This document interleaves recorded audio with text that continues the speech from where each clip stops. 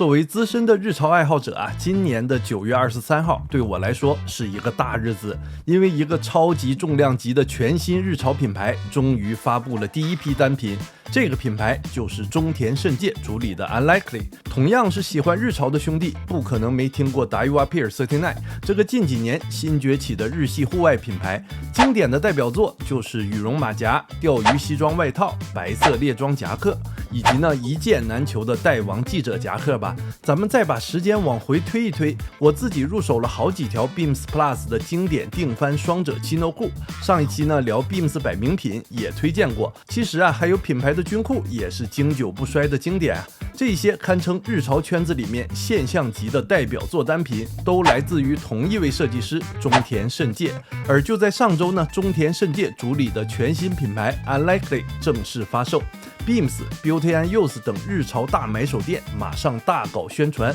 开 Pop-up 快闪。余文乐也是第一时间 ins 发文大力支持。不难看出 Unlikely 的诞生是日潮圈子里的一件大事。情报员我自己作为中田多年的铁杆粉，肯定也是开售当天就立马冲到店里一探究竟了。不仅是冲着对中田桑的信任让我激动的另一个点就是看到了官方事先发布的这一套预热的 look。衬衫、领带、西装，这些都是阿美卡基的经典审美。还有致敬 Woody Allen 经典作品的 look 海报，同样是 Woody Allen 粉丝的我真的是100%戳中审美。那么 Unlikely 究竟上身如何？面料做工是否匹配期待呢？价位几何？聊到这儿希望兄弟们能把一个关注和赞点上。毕竟还有谁会这么热情的第一时间带来日潮的第一手资讯呢？话不多说，全新单品咱们一件一件看一看实物。首先看一下余文乐同款的这一件 M51夹克，也是 Woody Allen 日常街拍出镜率很高的一件经典的军事风的大定番了。Unlikely 这一次的呈现按照采访里主理人中田的原话，是他从自己收藏级别的一件 M51古着里获得灵感，在经典复刻的基础上改良了版型面料和配置细节。到底改良了哪些地方呢？首先是更符合现代审美的宽松廓形，配置了超高密织的富有光泽感的加厚斜纹布面料，耐穿耐磨，而且这个面料是可以养的，多次水洗以后会产生落色的美感。细节上更值得细说，无论是袖口的可调节细节，领子可立领可翻折的原版的精髓，还是铜质拉链头和加固拉链的完美还原，不得不说中田是懂得军事风的神髓的。但有意思的来了，一看夹克的内里意外的发现居然加了一层西装夹克会用到的那一种内衬。实际穿了一下，我马上就体会到主理人的用意了。衬布丝滑的穿着感完美的解决了尤其是叠穿时袖子没办法顺畅伸进去的那个缺点。看了一下10万日币左右的价位确实不低，但是兄弟们咱就是说，这样如此考虑到顾客实际穿着体验的又近乎完美改良的 M51， 我怎么可能不拿下呢？这一件先安排上。旁边还挂着同面料的 M65夹克的配帽，和夹克搭配上有一种恶搞混搭又丰富领口细节的趣味。接着再说一下这一件双褶斜纹布的Chino长裤，这一条裤子也是 Woody Allen 标志性的单品了，在他的电影角色还是日常都出现了无数次。中田原本的代表作就是 Beams Plus 的双褶Chino，这一次 Unlikely 能有啥新突破呢？官方 ins 发 look 的时候我就被这一条Chino裤宽松的直筒版型和挺阔光泽的面料所吸引。今天实际一摸感受一下，哇，这走线细节，这面料，这手感，我直呼惊呆了好吧。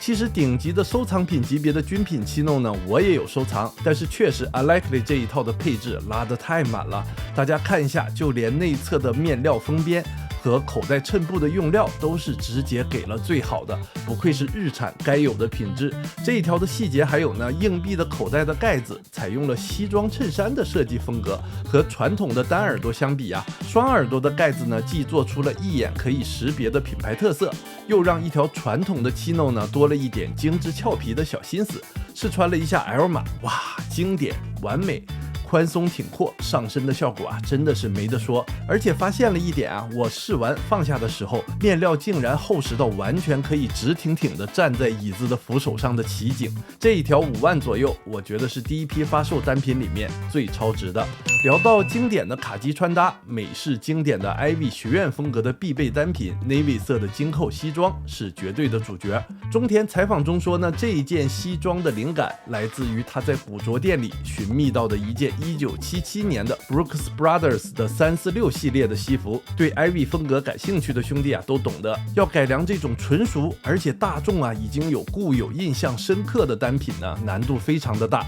用力过猛，容易不伦不类。于是呢，主理人就从版型下手，改良为60年代的宽松方形廓形的剪裁，减轻传统 Ivy 风格的那种正式感，再把内衬改成军事风单品里面常用的防撕裂格纹布。我记得小时候啊，我爸爸的西服的袖子的内衬总是被捅破后烂掉了。这一波结合军事风的内衬啊，确实是有用又有新意。袖口双金扣的还原细节呢，我不得不竖一下大拇指。现在市面上大部分的同类型的单品啊，都会做成3扣甚至4扣，繁琐累赘。我也是浅研究过 Ivy 的历史，才知道双扣啊才是真正Navy金扣西装的复古精髓。店铺陈列搭配的这一条格纹领带，是这一次 Alekli 领带4种配色里面我最欣赏的一款。偏窄的宽度是日常休闲风格纯色单品的绝配了。再来啊，是这一款 BD Shirt 衬衫，同样是 Ivy 以及阿美卡基风格的必备单品啊。对于多年收藏和研究古着 Ralph Lauren 衬衫的我来说呢，牛津纺衬衫我尤其看重的是面料。为什么收藏古着呢？是因为现代品牌里面啊，即使是讲究用料做工的日潮品牌，也很难再看到90年代以前的那一种优质的美产面料。但是今天实际摸到了 Alekli 这款用了 Ultimate Pima 棉布的衬衫，棉花呢在美国海岛种植，面料由日式老式织布机织成，才知道啊，我追求的优质面料如今还是存在的。研究了一下，发现因为产量太低，只有少数的高级品牌才会用。看来啊 Alekli 新品牌的第一批单品还是为了口碑愿意下一些成本的。另一个亮点呢，就是胸口口袋的改动，位置稍微下移，大小啊改成了正好可以放下一部 iPhone， 不会摆来摆去，弯腰也不会掉出来，更匹配现代人需求的功能性设计。4万左右呢，作为衬衫有一点小贵，但是这个品质啊，别家还真不好找到。阿美卡基里怎么能少了万能的单品牛仔裤呢？ Alekli 这一条原牛呢，宽松直筒的版型，牛仔面料呢是肉色的耳朵，我没查到出处，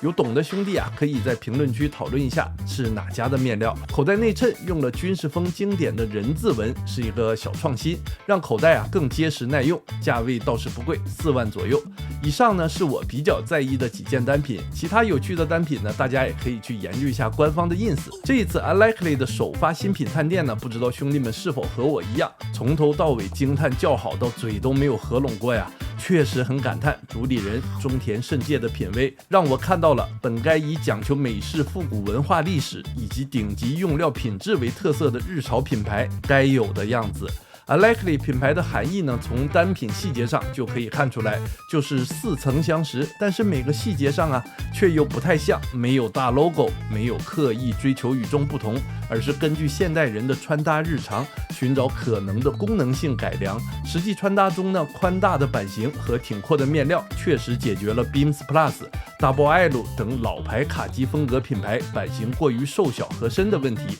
真的是啊 City Boy 的第一件卡机身装。而且同为 Woody Allen 的影迷，各种致敬 Woody 的 Alekli 真的是在我心中大大的加分。以上就是一线日潮记者情报员的东京探店报道，觉得有所收获的兄弟记得点赞关注东京日潮，关注东京情报员，咱们下周六见。